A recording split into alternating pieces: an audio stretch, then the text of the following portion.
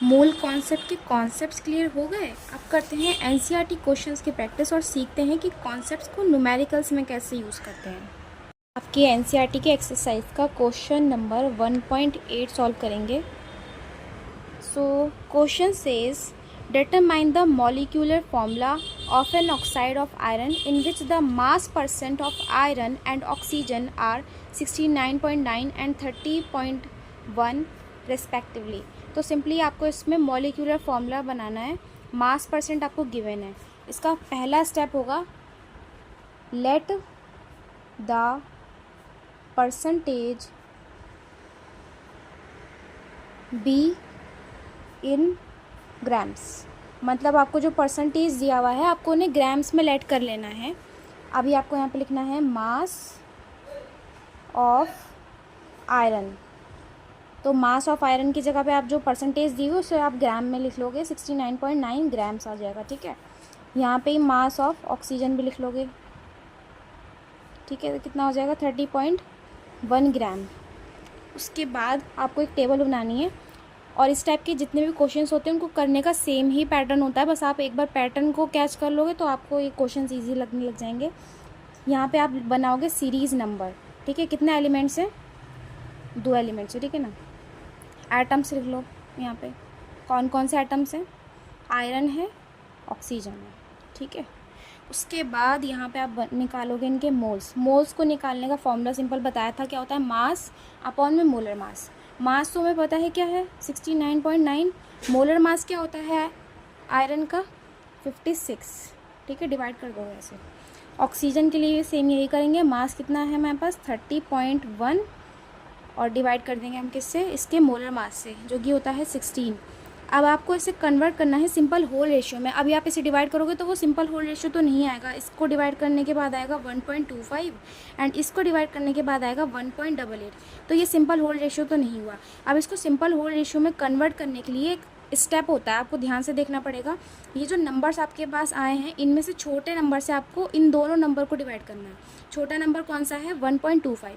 तो 1.25 को 1.25 से डिवाइड करेंगे एंड इसको भी इसी से डिवाइड कर देंगे। 1.88 को भी 1.25 से डिवाइड करेंगे तो इसका तो 1 आ जाएगा। ये तो सिंपल होल रेशियो आ गया, बट अभी ये तो सिंपल होल रेशियो में नहीं आया है। तो अब हम मल्टीप्लाई कर देंगे 2 से। लेकिन ये पता कैसे चलेगा कि किससे डिवाइड करना है और किससे नहीं करना? आप जब क्वेश्चन प्रैक्टिस करोगे आपको पता लग जाएगा। 2 से ऐसे मल्टीप्लाई करा तो आपका 2 आ गया, 2 से 1.5 को मल्टीप्लाई करा तो आपका 3 आ गया। ठीक है, अब यहाँ पे एम्पिरिकल फॉर्मूला बन के आया। एम्पिरिकल फॉर्मूला क्या आ गया? Fe2O3। अब आप कहोगे क्वेश्चन में तो मॉलिक्यूलर फॉर्मूला पूछा गया है, तो यहाँ पे मॉलिक्यूलर फॉर्मूला भी इसका सेम ही हो जाएगा। मॉलिक्यूलर फॉर्मूला भी इसके पास यही है, Fe2O3। अब आप बोलोगे क्यों, ऐसा क्यों है? क्योंकि ये सिंपल होल नंबर में दिया हुआ है ना, सिंपल नंबर है ना Fe2O3। ठीक है ना, आगे कैंसिल आउट नहीं हो सकते। इसका मॉलिक्यूलर फॉर्मूला भी यही है। आप एक बार इसे इस वाले फॉर्मूले से भी चेक कर सकते हो। मॉलिक्यूलर फॉर्मूला, ठीक है, इसको करने का एक फॉर्मूला होता है मोलर मास अपॉन एम्पिरिकल मास। ठीक है, इस फॉर्मूले में रख के भी आप चेक कर सकते हो। आपका यही आएगा Fe2O3। 1.9 सॉल्व करेंगे। Calculate the atomic mass of chlorine using the following data. मतलब आपको एवरेज एटॉमिक मास निकालना है। क्लोरीन के 2 आइसोटोप्स दिए हुए हैं, आपको यहाँ पे दिख रहे होंगे। ठीक है, उसका नेचुरल अबेंडेंस की परसेंटेज दी हुई है यहाँ पे और मोलर मास दिया हुआ है। अब आप बोलोगे ये क्या है नेचुरल अबेंडेंस की परसेंटेज? तो नेचुरल अबेंडेंस मतलब होता है किसी एलिमेंट के डिफरेंट आइसोटोप्स नेचर में कितने % अमाउंट में प्रेजेंट हैं, उसी को बोलेंगे। सपोज कर लो आप ये 35 ये क्लोरीन, ठीक है ना, तो ये नेचर में जितना क्लोरीन एटम है उसमें से 75.77% एटम्स का मास जो है ना वो 35 वाला आइसोटोप है, बस और कुछ नहीं है ये। अभी सॉल्व कर लेते हैं। सिंपल फॉर्मूला बेस्ड क्वेश्चन है, बहुत इजी है।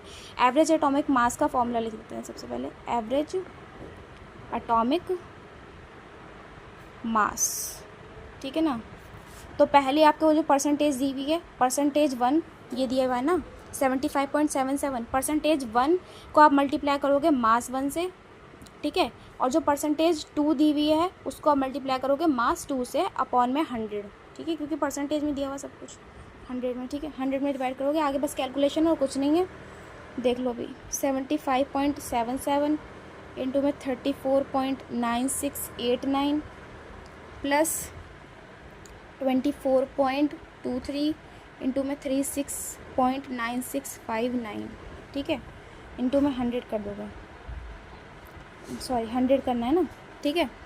तो लास्ट में जब आप इसे सॉल्व कर लोगे तो आपका आंसर आ जाएगा 35.45, ठीक है। ये आपका आ गया एवरेज एटॉमिक मास।